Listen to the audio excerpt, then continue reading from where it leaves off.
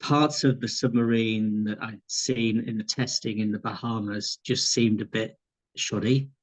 They're using industrial piping for ballast. They're using an Xbox controller for the steering. The strip lightings, something you get at a DIY shop. Small cramped surfaces.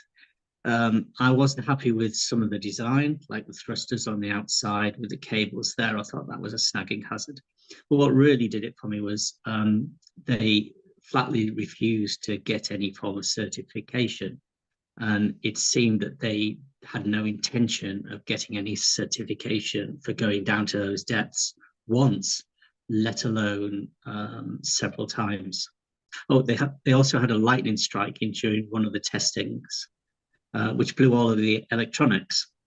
You know, these things happen, but they didn't have it ended the testing. And that made me ask, well, where's the redundancy? Because it's normal in a vessel of any form that has human life. You've got redundancy of things. You usually have two of two. So you'd have a redundant separate system, and then you'd have two of those. But the fact that one lightning strike blew the whole thing was, well, where's the safety measures here? So just all of those things together made me think there's a lot of risks here that I'm not able to mitigate and don't seem in control. So I pulled out at that point. That was the end of 2018. Let's be straight, it's not looking good.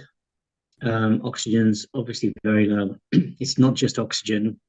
The sub, let's assume it's at the bottom of the ocean. It could still be bobbing along at the surface, just unable to communicate. But that's an issue in itself, because here's another safety issue for me. It can only be opened from the outside. So if it's surface, they can't. They're still going to have oxygen problems.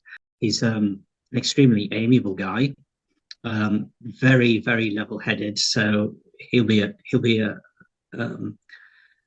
beacon of calmness in the whole thing. He's probably been calming down the other people in the sub. He's extremely intellectual, so he'll have been going through in his mind what they can do, what they can't do. Like, oh, let's try this, that's not right. It wouldn't surprise me if he was behind the bang that we think was happening every 30 minutes. I've said them my obvious thoughts and wishes. I don't want to pry too much. They've got an awful lot in their head. Yeah, it must be awful for them. It must be really awful.